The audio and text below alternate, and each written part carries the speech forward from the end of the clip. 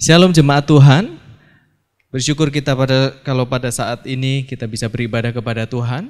Dan tiba saatnya kita akan bersama-sama mempelajari kebenaran firman Tuhan. Yang pada minggu pagi ini kita akan mempelajari tentang Rasul Yohanes. Apa yang kita bisa dapatkan, kita teladani dalam kehidupan pelayanan maupun kehidupan keseharian Rasul Yohanes. Sebelumnya kita akan bersama-sama berdoa. Bapa di dalam surga, kami bersyukur untuk anugerah Tuhan bagi setiap kami, untuk karya Tuhan, penebusan Tuhan, pengampunan dosa, kebaikan Tuhan, kesetiaan Tuhan kepada setiap kami, pribadi masing pribadi.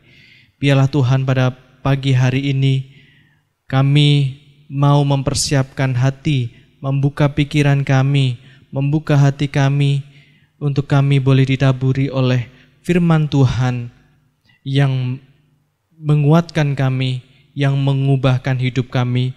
Biarlah hidup kami semakin hari semakin berkenan di hadapan Tuhan. Terima kasih Tuhan, kiranya Tuhan memimpin kami, mengurapi hamba-Mu secara khusus yang akan menyampaikan kebenaran firman Tuhan. Biarlah hamba-Mu boleh menyampaikan dengan baik. Terima kasih Tuhan, hanya di dalam nama Tuhan Yesus Kristus kami berdoa dan mengucap syukur. Haleluya, amin. Bapak Ibu Saudara sekalian, nama Yohanes ini di dalam bahasa Yunani adalah Yohanes, adalah helenisasi dari nama Ibrani Yokanan atau Yehokanan yang berarti Yahweh pengasih, Allah pengasih. Nah, Rasul Yohanes memiliki keistimewaan dengan menjadi murid Kristus yang terkasih. Ya, dicatat, dikatakan Rasul Yohanes merupakan murid yang terkasih. Serta penulis 5 kitab perjanjian baru.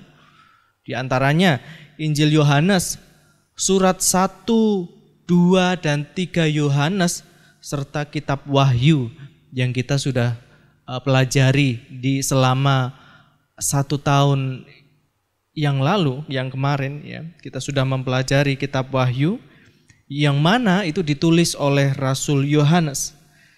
Dan Rasul Yohanes ini menjadi soko guru gereja Kristen mula-mula.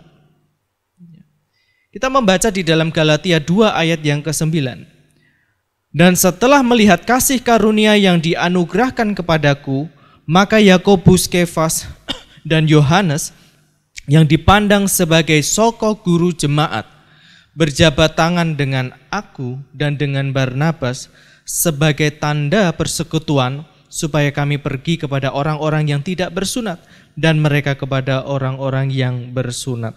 Nah, Yohanes menjadi salah satu dari soko guru jemaat Kristen mula-mula.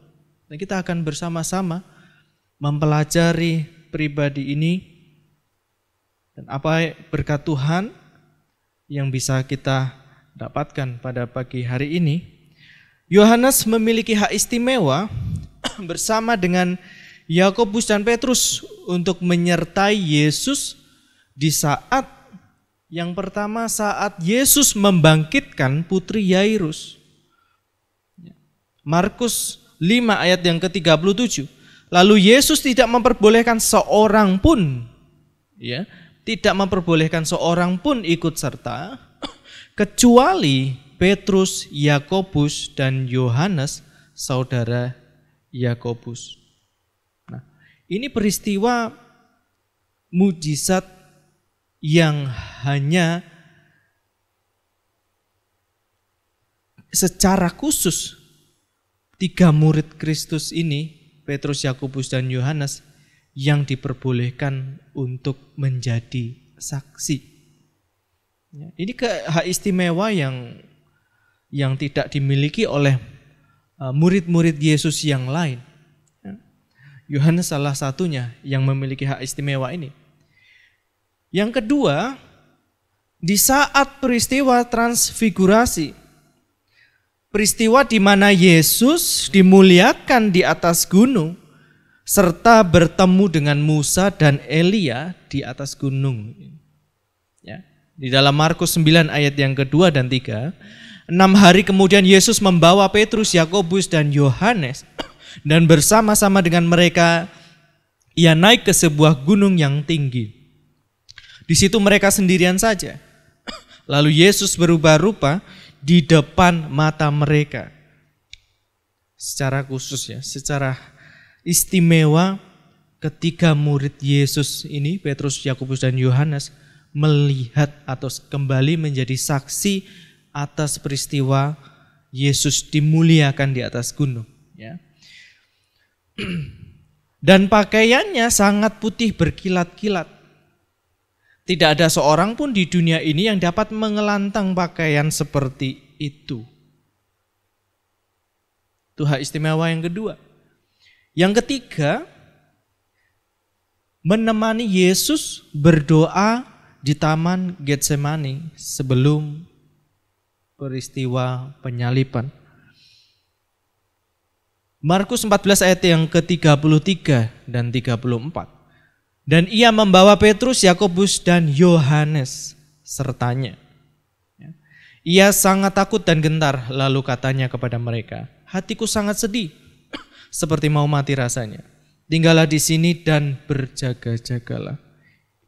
Ini tiga peristiwa penting di mana hanya 3 murid yang memiliki hak istimewa untuk menjadi saksi peristiwa-peristiwa yang penting. Nah, kita akan memasuki mengenal siapa itu Rasul Yohanes dan apa yang kita bisa pelajari, kita bisa praktekkan, kita terapkan di dalam kehidupan sehari-hari kita sebagai umat Tuhan. Bagian yang pertama, tekadnya mengikut Yesus. Tekad Rasul Yohanes mengikut Yesus. Yohanes adalah seorang nelayan Galilea, anak dari Zebedeus. Di dalam Markus 1 ayat yang ke-19, dan setelah Yesus meneruskan perjalanannya sedikit lagi, dilihatnya Yakobus, anak Zebedeus, dan Yohanes, saudaranya sedang membereskan jala di dalam perahu. Yohanes adalah seorang nelayan Galilea, anak Zebedeus, jadi keluarga nelayan. Dan ibu Yohanes adalah Salome, adik dari Maria, ibunda Yesus. Di antara mereka terdapat Maria Magdalena dan Maria ibu Yakobus dan Yusuf dan ibu anak-anak Zebedeus. Dalam Matius 27 ayat yang ke-56. Dan juga di dalam Markus 16 ayat 1 dikatakan setelah lewat hari Sabat, Maria Magdalena dan Maria ibu Yakobus serta Salome membeli rempah-rempah untuk pergi ke kubur dan meminyaki Yesus. Jadi Salome ini adalah ibu dari anak-anak Zebedeus atau ibu Yohanes. Nah, kembali di dalam Yohanes 19 ayat yang ke-25, dan dekat salib Yesus berdiri ibunya, yaitu Maria, dan saudara ibunya. Ya.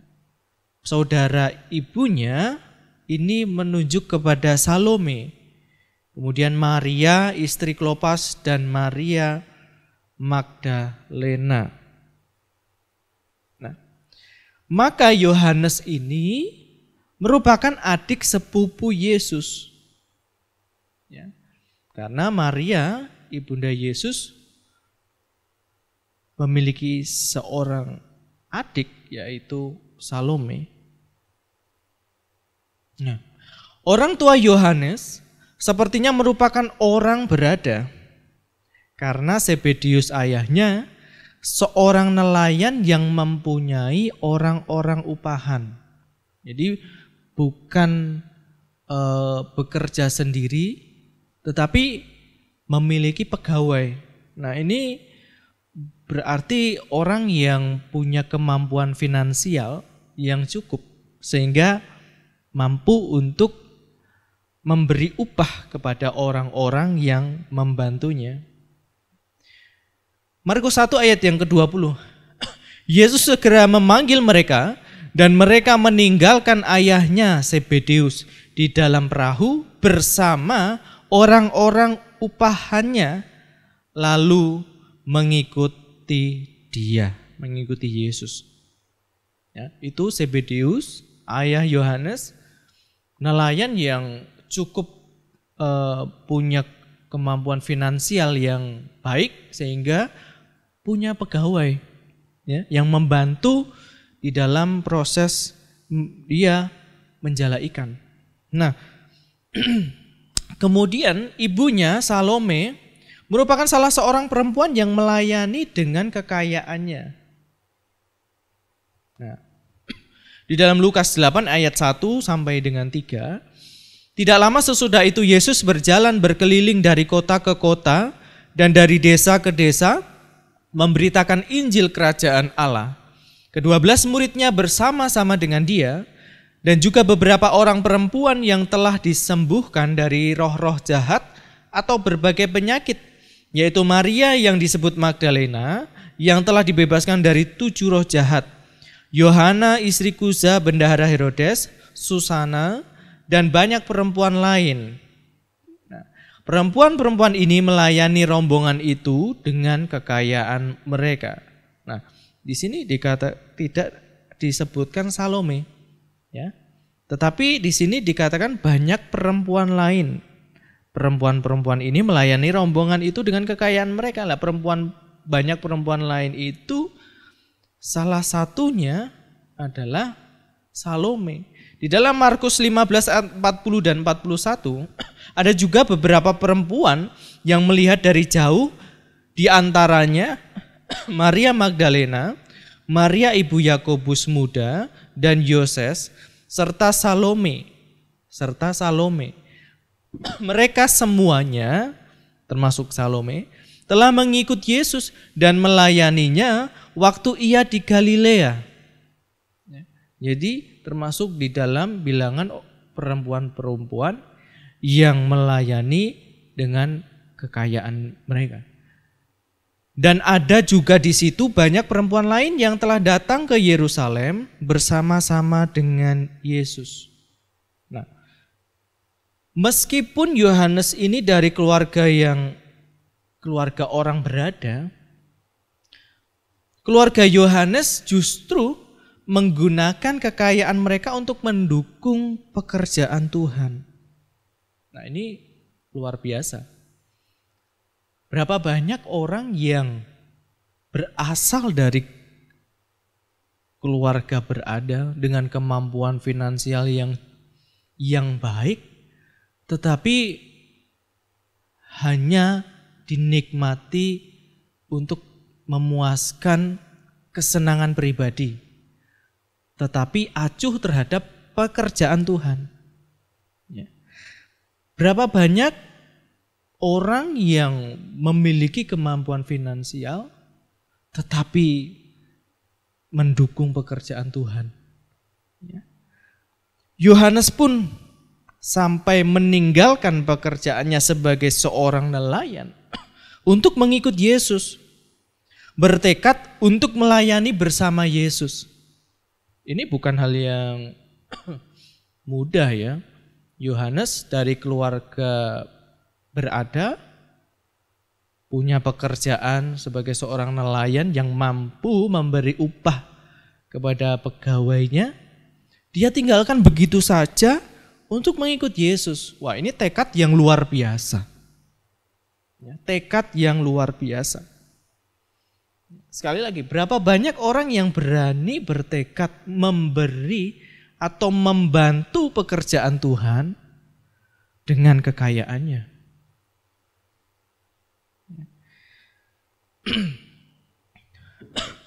Paul Wong ini salah seorang warga negara Singapura, anak dari pengacara terkenal di Singapura yaitu Lucien Wong. Ya. Sejak di mana Lucien Wong ini sejak 2017 sampai sekarang menjadi jaksa agung di Singapura. Nah, sepertinya ia akan mengikuti jejak ayahnya sebagai seorang pengacara terkenal. Wah, itu sangat bisa. Paul Wong ini memiliki privilege untuk menjadi pengacara terkenal seperti ayahnya, Lucien Wong.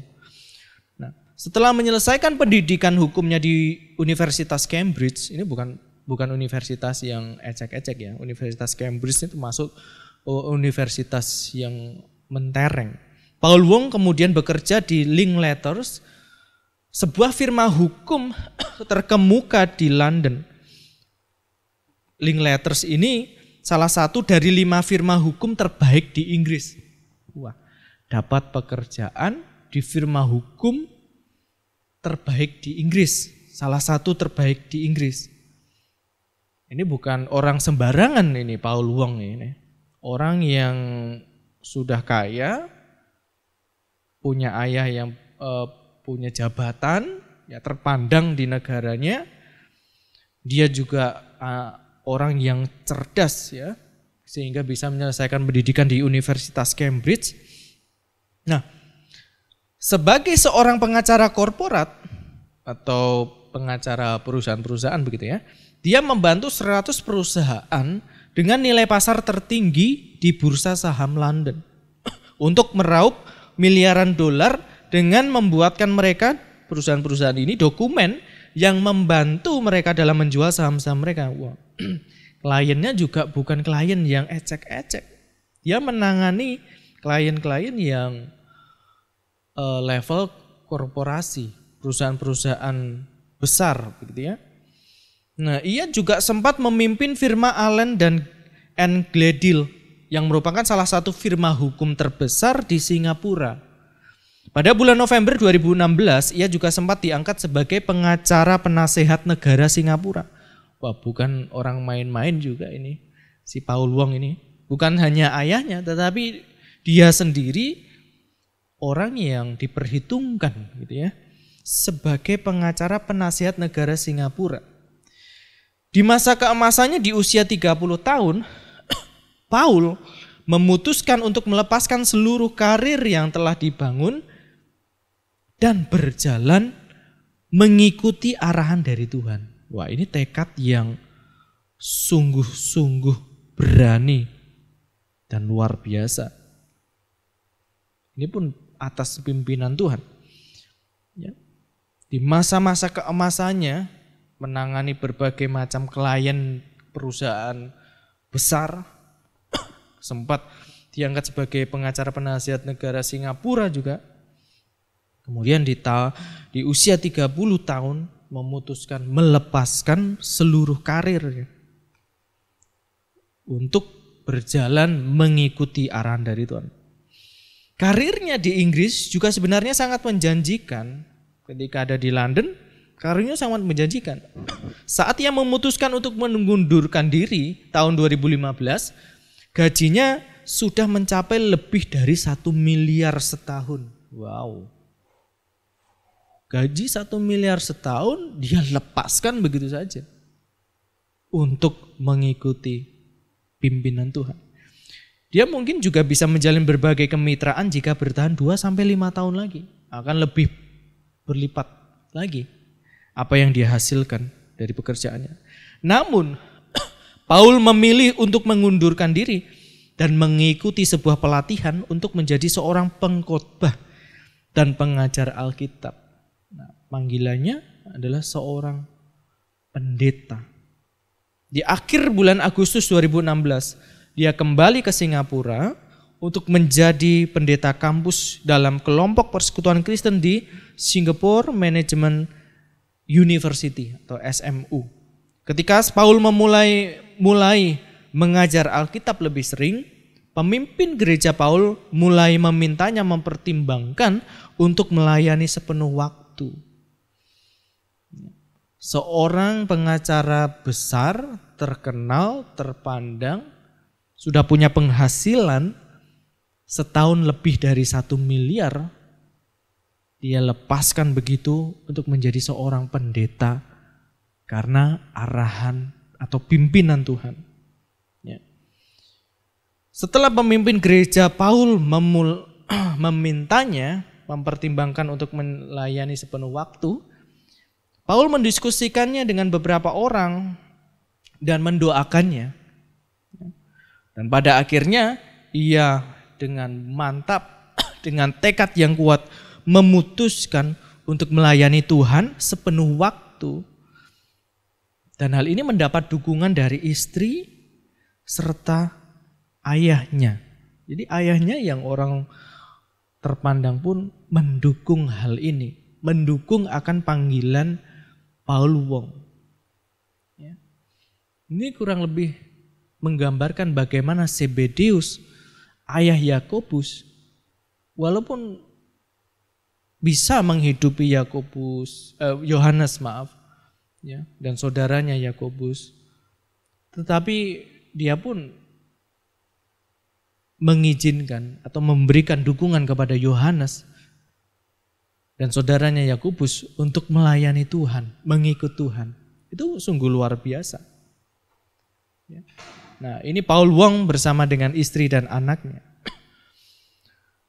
Namun bagi Paul, pengorbanan terbesarnya bukanlah karena dia harus melepas gajinya yang besar, tapi karena ia harus menurunkan harga diri dan ambisinya dahulu. Jadi bagi dia kekayaan itu, meninggalkan kekayaan, melepaskan kekayaan bukan pengorbanan yang besar. Melepaskan gajinya yang besar itu bukan pengorbanan terbesarnya, bukan. Tetapi menurunkan harga diri dan ambisinya, itulah pengorbanan yang dia harus lakukan untuk mengikut pimpinan Tuhan, menjadi pelayan Tuhan. Nah, dia berkata demikian, selain karir dan penghasilan yang jauh berbeda, statusku pun menjadi sangat berbeda daripada teman-teman sepermainanku. Namun, nah ini penting sekali, namun aku takkan menukar apa yang kulakukan saat ini dengan apapun yang ada di dalam dunia ini.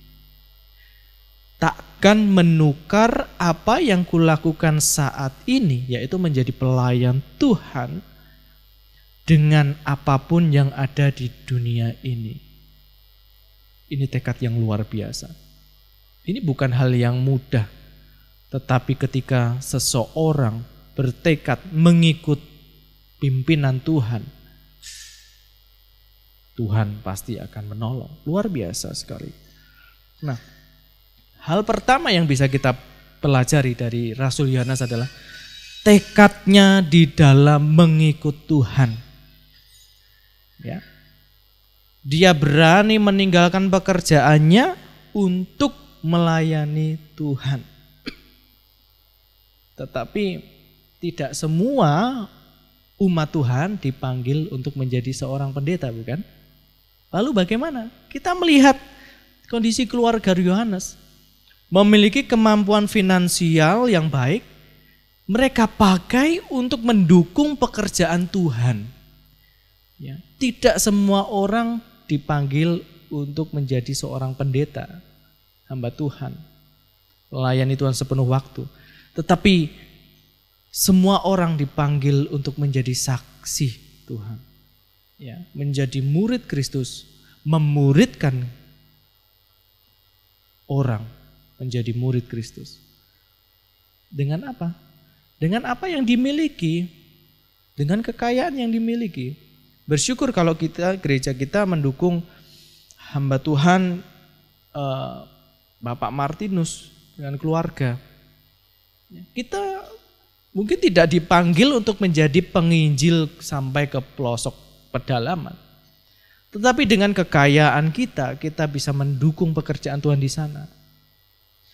Dengan kekayaan kita bisa mendukung pekerjaan Tuhan di gereja kita, di GKRI Roti Hidup. Apa yang bisa kita lakukan bagi gereja kita? Apa yang kita bisa berikan bagi Tuhan di dalam pekerjaannya di gereja kita GKRI Roti Hidup, di dalam pelayanan misi yang dikerjakan oleh gereja? Ya. Yang pertama, ya, yang bisa kita pelajari dari Rasul Yohanes adalah tekadnya yang kuat di dalam mengikut Tuhan. Bagaimana keluarganya pun melayani Tuhan dengan apa yang mereka miliki. Yang kedua, bagian yang kedua yang berikutnya adalah keberanian dalam memberitakan Injil. Nah, Rasul Yohanes dan Rasul Petrus menanggung derita akibat permusuhan orang Yahudi yang menentang gereja Kristen mula-mula. Sudah meninggalkan pekerjaannya mengikut Tuhan, memberitakan Injil, harus menanggung derita. Ini luar biasa. Tekad yang luar biasa dan keberanian yang luar biasa. Ini pun pasti oleh pertolongan Tuhan. Ya. Ketika Petrus dan Yohanes sedang berbicara kepada orang banyak, mereka tiba-tiba didatangi imam-imam dan kepala pengawal bait Allah serta orang-orang Saduki. Orang-orang itu sangat marah karena mereka mengajar orang banyak dan memberitakan bahwa dalam Yesus ada kebangkitan dari antara orang mati. Mereka ditangkap dan diserahkan ke dalam tahanan sampai keesokan harinya karena hari telah malam. Di dalam Kisah Para Rasul 4 ayat yang ke-1 sampai yang ke-3. Ditahan, ya. Mereka ditangkap kemudian diserahkan ke dalam tahanan. Berikutnya dalam Kisah Para Rasul 5 ayat yang ke-33. Mendengar perkataan itu sangatlah tertusuk hati mereka dan mereka bermaksud membunuh rasul-rasul itu. Tantangan di dalam pemberitaan Injil begitu luar biasa. Sampai ada ancaman, rencana, maksud membunuh rasul-rasul itu. Yohanes salah satunya. Kisah Para Rasul 5 ayat yang ke-40. Mereka memanggil rasul-rasul itu lalu menyesah mereka. Menyesah itu memukul dengan barang yang melenting gitu ya. Jadi kayak dipukul gitu ya. Dipukul-pukul, kayak digampar dengan barang begitu. Dan melarang mereka mengajar dalam nama Yesus. Sesudah itu mereka dilepaskan. Nah, ditangkap, dipenjara, kemudian akan dibunuh, dan juga disesah. Ini penderitaan karena keberaniannya memberitakan Injil. Namun Yohanes berani berbicara tegas, ya, sampai membuat anggota sidang heran atas keberanian mereka. Di dalam Kisah Para Rasul 4 ayat yang ke-13. Ketika sidang itu melihat keberanian Petrus dan Yohanes dan mengetahui bahwa keduanya orang biasa yang tidak terpelajar, heranlah mereka. Dan mereka mengenal keduanya sebagai pengikut Yesus. Petrus dan Yohanes dikenal sebagai orang biasa yang tidak terpelajar, tetapi memiliki keberanian untuk menyatakan kebenaran di hadapan para imam-imam. Dengan keberaniannya itu, ya, Roh Kudus bekerja, ya, memberikan keberanian, kekuatan kepada Yohanes untuk memberitakan Injil. Nah, meskipun dijuluki orang yang tidak terpelajar, namun Rasul Yohanes memiliki keberanian oleh karena Roh Kudus. Di dalam Kisah Para Rasul 4 ayat yang ke-8. Tuhan bisa memakai siapa saja untuk menyatakan karya Tuhan. Bisa memakai siapa saja untuk menyatakan, untuk melaksanakan pekerjaan Tuhan. Baik itu orang yang terpandang, bahkan orang yang dianggap rendah sekalipun. Seperti tadi seorang Paul Wong, ya, pengacara terkenal, penasehat negara Singapura. Tuhan bisa pakai. Ya. Orang-orang yang terpinggirkan, Tuhan bisa pakai. siapa saja Tuhan bisa pakai untuk menyatakan karya Tuhan. 1 Korintus 1 ayat yang ke-26 sampai yang ke-29. Ingat saja saudara-saudara, bagaimana keadaan kamu ketika kamu dipanggil. Menurut ukuran manusia tidak banyak orang yang bijak, tidak banyak orang yang berpengaruh, tidak banyak orang yang terpandang. Tetapi apa yang bodoh bagi dunia dipilih Allah. Ini ya. Tetapi apa yang bodoh bagi dunia dipilih Allah untuk memalukan orang-orang yang berhikmat. Dan apa yang lemah bagi dunia dipilih Allah untuk memalukan apa yang kuat. Dan apa yang tidak terpandang dan yang hina bagi dunia dipilih Allah. Bahkan apa yang tidak berarti dipilih Allah untuk meniadakan apa yang berarti. Supaya jangan ada seorang manusia pun yang memegahkan diri di hadapan Allah. Tuhan bisa memakai siapapun, tidak peduli itu orang terpandang, bahkan orang yang tidak terpandang pun Tuhan bisa pakai. Asalkan mau, Bapak Ibu Saudara sekalian. Kita mungkin di hadapan manusia kita bukan apa-apa. Kita bukan siapa-siapa. Tetapi Tuhan bisa pilih kita untuk menyatakan karya Tuhan. Ya. Tuhan bisa pilih kita yang lemah, yang bukan siapa-siapa, ya. Yang dianggap bodoh oleh dunia, yang dianggap lemah oleh dunia, yang dipandang hina oleh dunia, yang dianggap tidak berarti oleh dunia. Tuhan bisa pakai kita untuk menyatakan karya Tuhan. Yang penting kita mau menjawab panggilan Tuhan. Ya. Bagian yang berikutnya, yang ketiga, yang kita bisa pelajari dari Rasul Yohanes adalah perubahan yang radikal.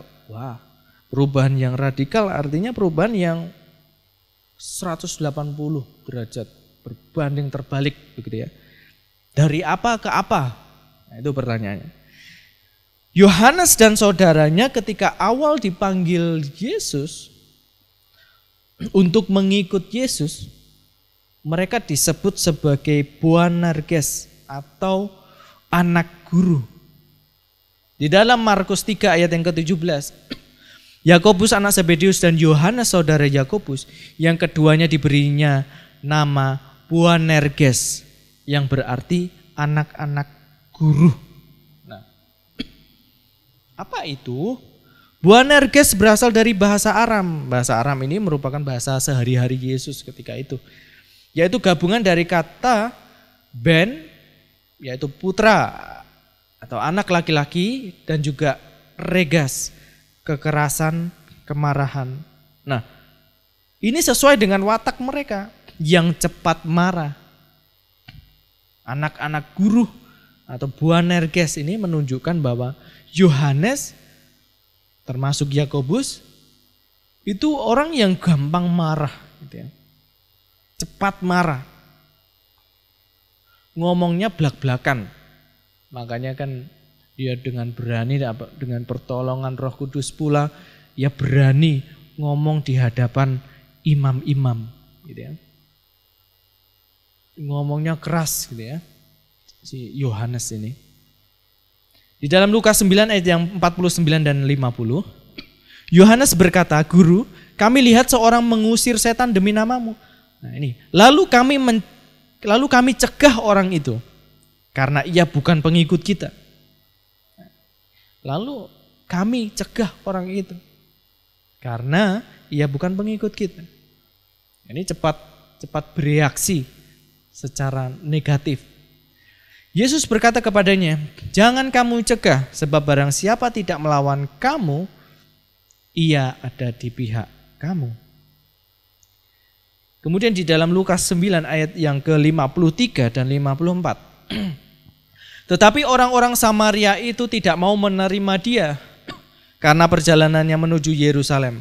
Ketika dua muridnya yaitu Yakobus dan Yohanes melihat hal itu, mereka berkata, "Tuhan, apakah Engkau mau supaya kami menyuruh api turun dari langit untuk membinasakan mereka?"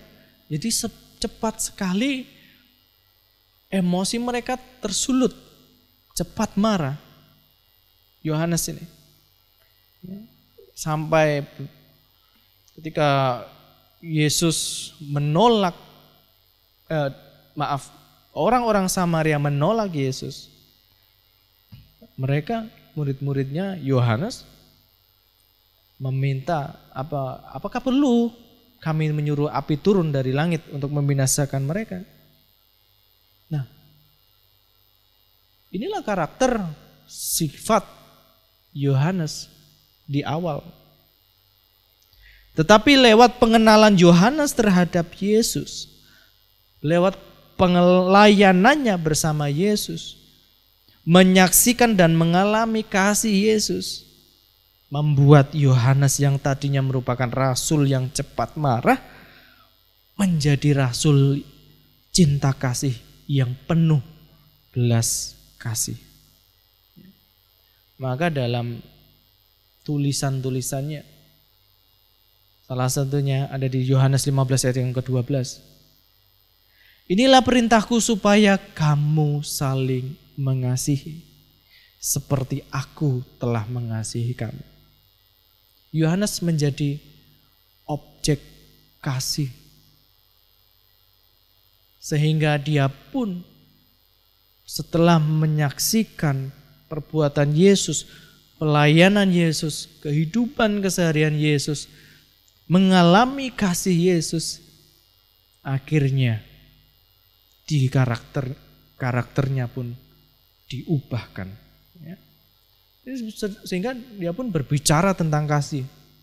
Di dalam 1 Yohanes 4 ayat yang ke-7 dan 8. "Saudara-saudaraku yang kekasih, marilah kita saling mengasihi." Nah ini. Sebab kasih itu berasal dari Allah, dan setiap orang yang mengasihi lahir dari Allah dan mengenal Allah. Barang siapa tidak mengasihi, ia tidak mengenal Allah, sebab Allah adalah kasih.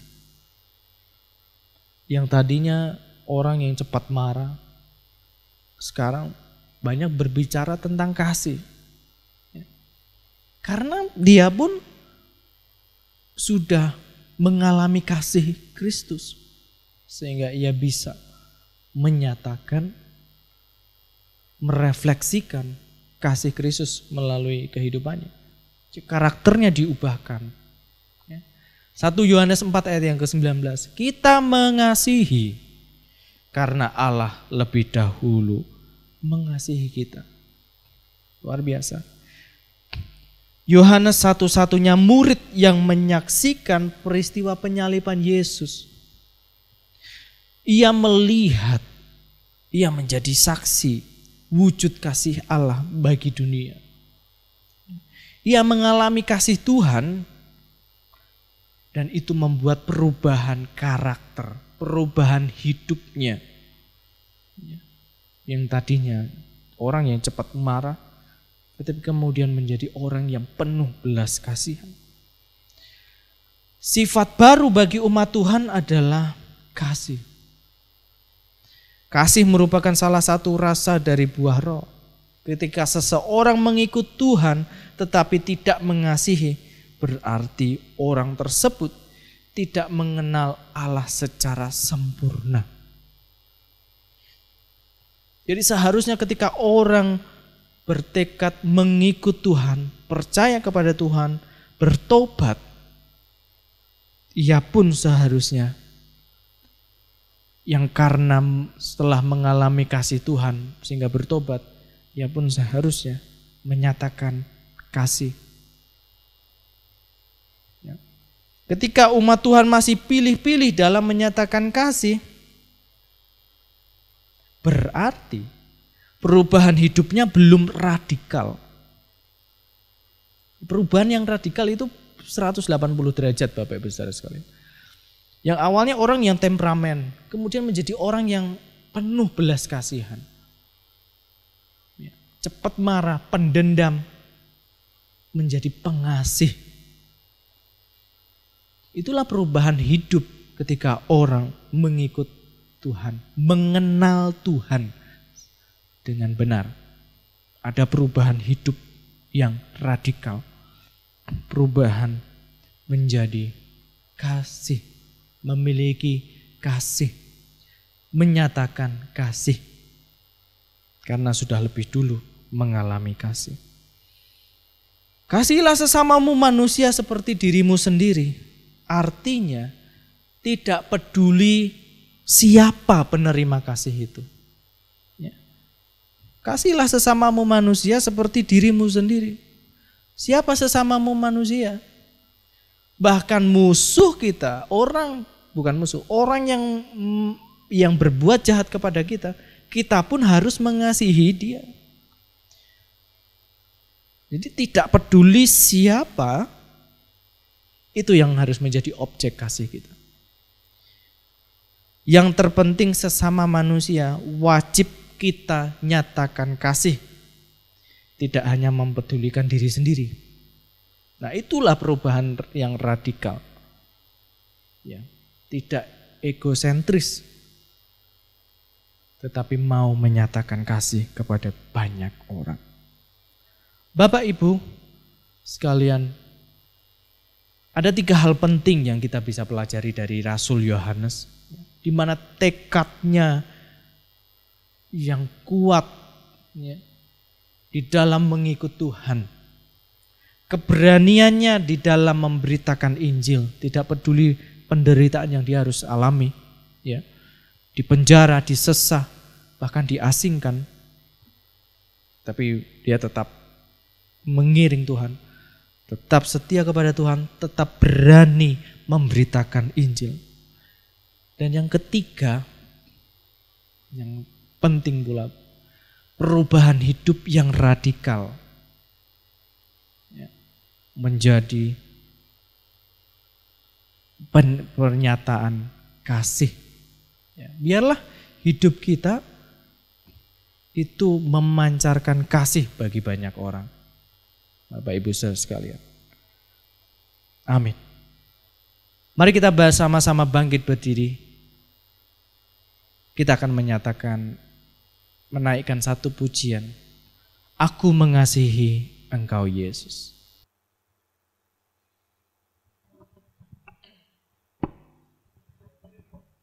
Tinggal play aja.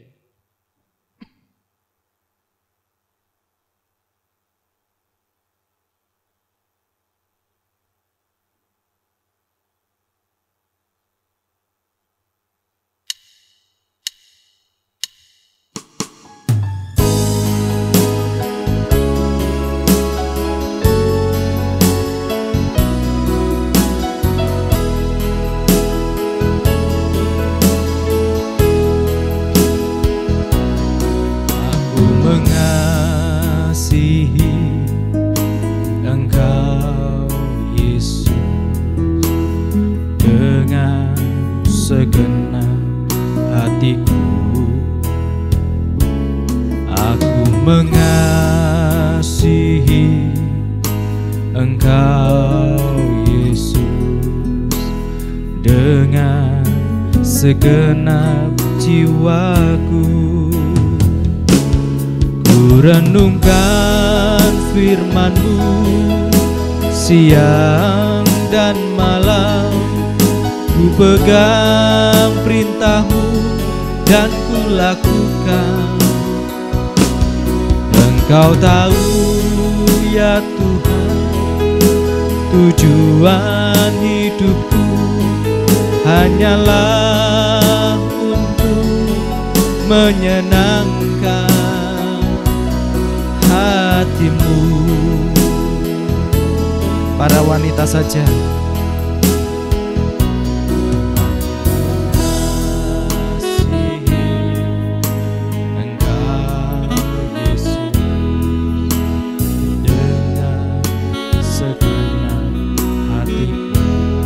Para pria menyanyikan. Aku mengasihi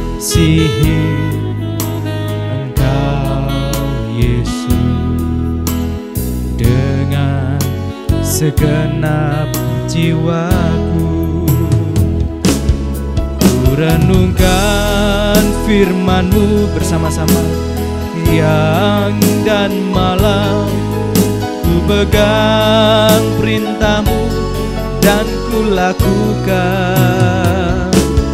Engkau tahu ya Tuhan, tujuan hidupku hanyalah untuk menyenangkan. Ku renungkan firman-Mu siang dan malam. Ku pegang perintah-Mu dan ku lakukan. Engkau tahu ya Tuhan, tujuan hidupku hanyalah untuk menyenangkan hati-Mu. Menyenangkan hati-Mu, menyenangkan hati-Mu.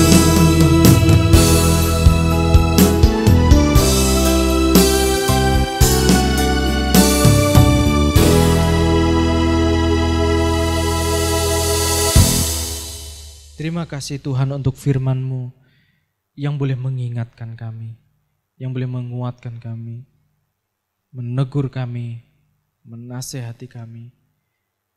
Biarlah kami meneladani daripada Rasul Yohanes yang memiliki tekad di dalam mengikut Tuhan, tidak mempedulikan hal-hal yang duniawi, tetapi biarlah hidup kami dapat menjadi alat Tuhan untuk kemuliaan nama Tuhan.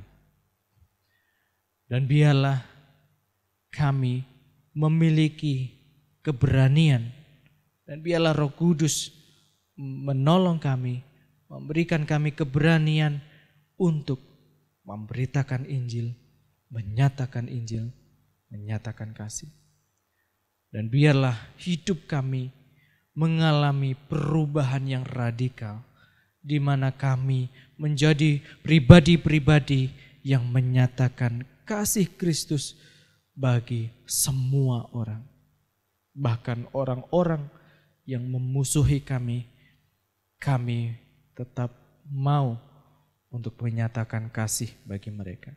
Terima kasih Tuhan, biarlah firman-Mu termeterai di dalam setiap hati kami, menguasai hidup kami, memimpin hidup kami, memperbaiki pola pikir kami, pola hidup kami.